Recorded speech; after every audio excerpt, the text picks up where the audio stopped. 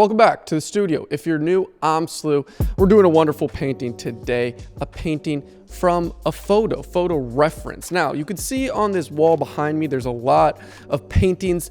The bigger ones were paintings from an atelier, paintings from life, live models, 1 to 2 week poses.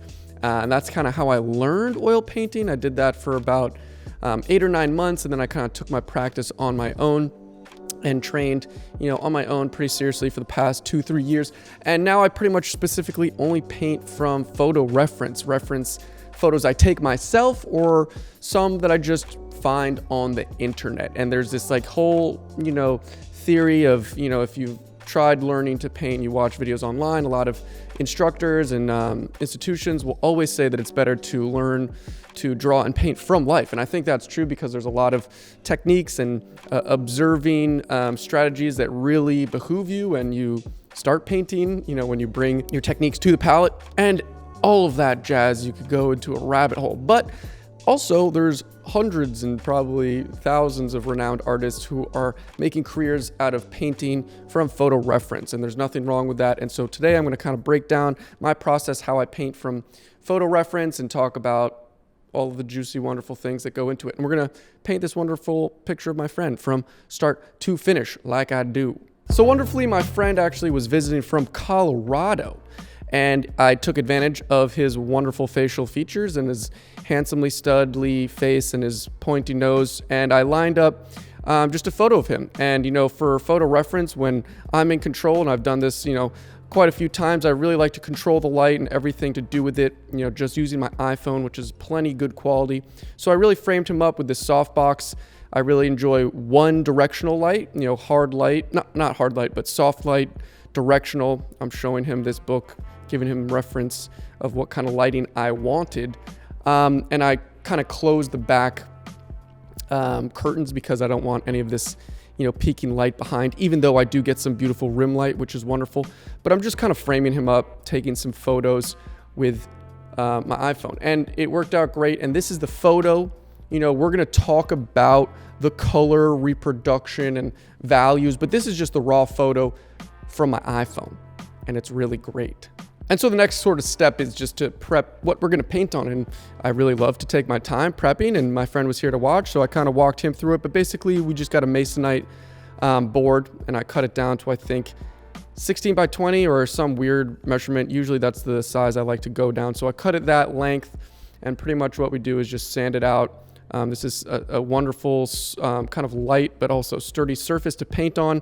And you could paint on anything. I say this in all my videos. You just have to prime it properly, and priming is super easy. We're just using gesso, which is an acrylic medium, a ground for the oil to rest on. And I do about 3 or 4 layers, decently thick, and sand in between until it's like whatever, smooth and how I want it. But I really love making love, so to speak, to the things I'm going to paint on, and I really enjoy it. So we line that up, and we're just going to really, just use some, actually I learned this from Andrew Tischler. We're going to put some turpentine or odorless mineral spirit, mix it with liquid, which is a fast drying medium, also used for oiling out. And we're just going to mix those together to create this super like orangey base glaze to just pretty much get rid of the white of the canvas. But the liquid helps it dry really fast within like 5-10 minutes. So that's really great. So I just do this really quick. And people like using warm colors or sometimes cool colors. It really doesn't matter. The theory here is just we're getting rid of the white to kind of paint from the middle. And you could see this black and white photo. I actually use this black and white photo as the reference for this entire painting. I do this quite a bit. People on Patreon, where I live paint, know this, and there's many reasons. And first of all, this whole agenda is actually, not to sell, not to show in a gallery. It's really just to practice. Obviously, I make these videos to showcase the process, but I never want these practice sessions to be easy. I want to be challenged. I don't want to lay up. I want to problem solve, because struggling, helps you improve. And so I like to change my reference photos to black and white so that I can imagine colors. I can manufacture my own. I can experiment or even remember the zones of color, like this picture on the right, which is a really kind of really quick theory of the zones of color I use in this painting: yellow forehead, red nose and cheeks, and kind of cool chin. And we'll talk about that a little later, but that's why I use the reference. And it's, you know, even the photo reference with the color, it's very pink. It's hot in the studio. The photo I took, Finn was kind of like sweating, I think. So it's like very pinkish, and it was just an unflattering photo. But that's the reason I would do black and white, and we'll talk about that later. This whole first session actually was streamed on Patreon. Like I said, I live paint every week. There's a Discord. It's really wonderful. So if you're into real-time stuff, check it out. After that, 2-hour session, Finn was still there watching the whole process. We had a quick little Frisbee break. Nothing like a Frisbee break. But, I actually left the studio for about 5 days. I went on a camping trip for the 4th of July. So everything was dry. We had to clean up the palette. We had to reset, which is really wonderful on this glass palette, and we just put down the palette. And this is actually a bigger palette than I've been using. This was what we used for the first stage. And, I've been using the Zorn palette pretty specifically for a while, but I switched it up. And this is actually liquid, and what I'm doing, because the paint has dried, and when oil paint dries, it fades a little and gets a little lighter. So you oil out, which is basically rubbing a very thin layer of liquid to bring back the blacks and the color, to then approach the painting again with mixing correct colors, pretty much. And just to run down this line of colors, it's titanium white, cadmium lemon, yellow ochre, cadmium red light, alizarin crimson, cobalt blue, ultramarine blue, and ivory black. Really wonderful. And this is technically like a warm and cool black and white, and then we have a warm and cool yellow, warm and cool red, warm and cool blue. So I just really kind of reframed that the head with a green background, and I'm kind of going in with some more detail and just kind of solidifying some shapes. You'll see probably at the end, or even right now, that coming back from this painting 5 days later, I really just didn't look at it super specifically and kind of just went right back in. And the eyes are a little wonky. They're not really aligned. And that's like one of the big things that isn't great about this portrait. But other than that, it's like a super successful, awesome, really fun painting. So we're just going to keep trudging. So you can see, this color I'm using is quite cool, right? Like it's like this grayish purple. And you could see the zones of color, like I was talking about before, extremely clearly, right? Like I'm exaggerating these color zones a lot. And, a really yellow forehead, really obviously yellow forehead. And then you immediately go to the brow line and to the nose and to the cheek, and it's extremely red. And then the chin area, especially representing his beard, which is like a small, short beard, but still, in the photo, you could see that it's there. It's just a very cool color. And even right here, I made this cool neck shadow, and I was like, nope, it needs to be way warmer. So this is a lot of push and pull with color. I'm pretty comfortable with values. And even, we're talking about photo reference, you're referring to a photo.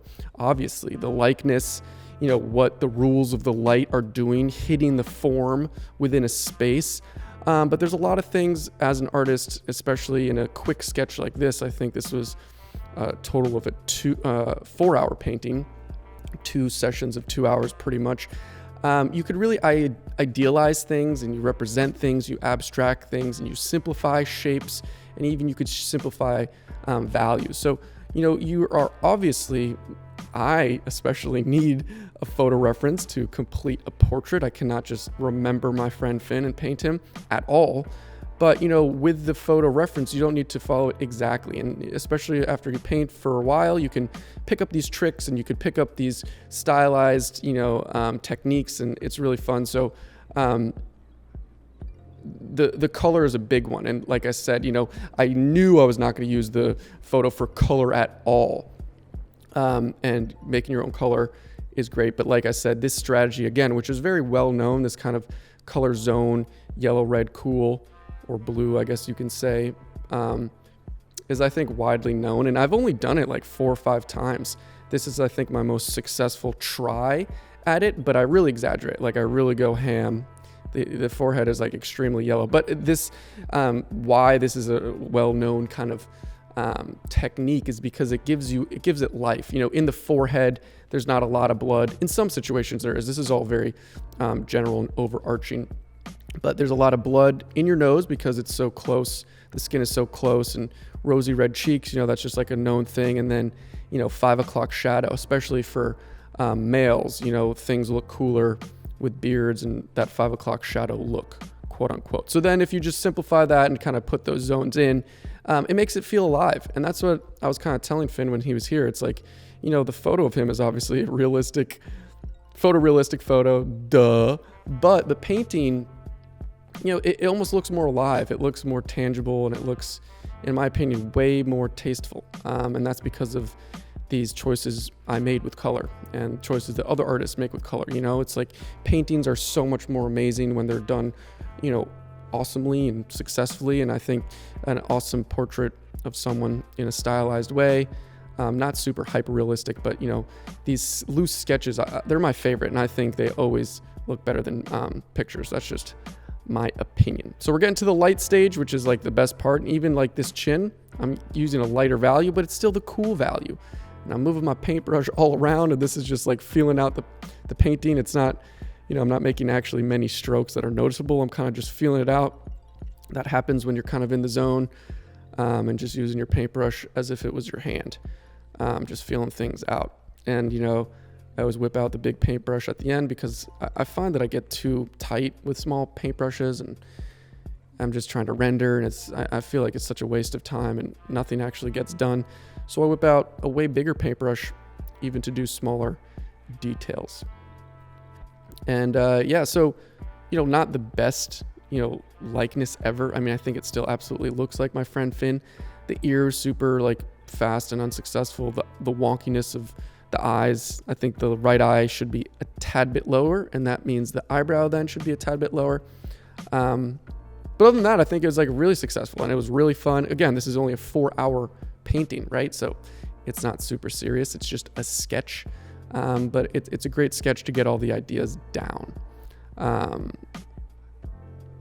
And when you do paintings for a lot longer, all of these aspects, like even you could tell like in the shadow side, there's really thin paint. The paint hardly gets thick even in the lights. And so just paint application, everything can be improved. These are just quick ideas. And I think it's important to do more for less time. It's like, do you want to do one painting for 10 hours or do 5 paintings for 2 hours? I'm always going to say do 5 paintings for 2 hours. I think that's a lot more practice, and it's a lot, you get a lot more from that. Before I reveal the final painting, we got to talk about today's sponsor for the video, which is Skillshare. Skillshare is an online learning community with thousands of different classes ranging from all sorts of creative disciplines, and it's taught by the leading professionals in each of those disciplines. Whether you are a career professional or industry professional or a greenhorn newbie just looking to, get your feet wet into a new creative hobby, Skillshare's platform is curated to learn for every type of level and every type of person. Their curriculum, the course selection, all the way down to the assignments and discussion board, it's all very curated to learn. And for less than $10 a month with their annual membership, you cannot beat the price. A class I always recommend because it's that awesome is Mastering Illustration by the homie Jazza, a really fundamental overview of illustration and color theory. And we're doing color in this painting, so it's, I think, very aligned. I wouldn't recommend this if I didn't use it or didn't think people would enjoy it or benefit from it. It's really great. It's a great opportunity. If you click the link in my video description, you're gonna get a 1-month free trial to Skillshare's premium membership. It's a great opportunity for the summer, getting creative and weird. Let's talk about the final painting. So I think this blue reflected light, this blue rim light is my favorite part of the painting. I think it really ties it together. It's obviously not this blue in real life and in the reference photo, just like the theme of this whole video. I really idealized that. I took creative liberties as the artist and made it extra saturated in blue, but it's just wonderful. It kind of like explains the form really well. It pushes things back. It just ties together. Awesome painting, awesome experience in the bag, 4 hours, adding to my repertoire, my arsenal of painting. It's just a great experience, even though the eyes were unaligned, even though the ear wasn't great, everything. There's unlimited things that can be fixed and better. But for the 4 hours, what I took away, the product that came out, absolutely beneficial, and I'm glad I got to share the experience. Hopefully you enjoyed. I make a lot of videos like these. If you stayed to this end of the video, I love you. Also, maybe smash the like button. It helps out the channel. But moving forward in this studio, and my plans and ambitions is to do really large compositional paintings to hire models, you know, dress them up in crazy things, take photos, and then paint really large scale paintings. And that's the plan. That's what's coming very soon. Spending weeks and months on one single project. Very exciting. So hopefully you enjoyed. See you in the next video.